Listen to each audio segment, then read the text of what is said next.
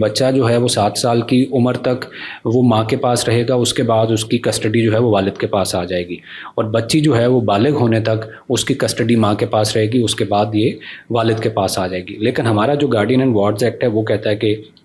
نہیں، welfare of the minor جو ہے وہ دیکھیں، وہ ایک پرنسپل ہے، اس پرنسپل کی کورٹ نے اس پہ ڈیسیجن بھی دیا ہے۔ بالکل ٹھیک ہے، اس پرنسپل کی بنیاد کے اوپر آپ فیصلے کریں۔ اور ماں نے اگر دوسری شادی کر لی ہے تو یہ کوئی ہارڈ اینڈ فاسٹ رول نہیں ہے کہ وہ آٹومیٹیکلی وہ بچے جو اس کی کسٹڈی میں دیے گئے تھے وہ واپس پہلے شوہر کو وہ مل جائیں گے، ایسا کوئی رول نہیں ہے، ایسا کوئی پرنسپل نہیں ہے یا قانون نہیں ہے۔ اگر بچے کی نگہداشت بہتر نہیں ہو رہی، ماں نے کسٹڈی ماں کو دی گئی تھی لیکن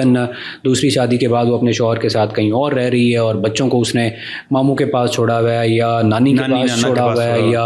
ان بچوں کی کوئی کیئر نہیں ہے، ان کی کوئی ایجوکیشن نہیں ہو رہی، یا جس طرح آپ نے کہا کہ ماں کا کریکٹر اچھا نہیں ہے، تو یہ اس طرح کے ایلیگیشنز کے اوپر پیرنٹ جو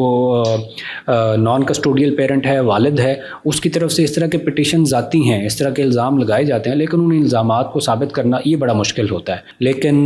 کورٹ جو ہے وہ پھر وہ دیکھتی ہے، بچوں اگر بڑے ہیں تو ان سے بھی پوچھا جاتا ہے،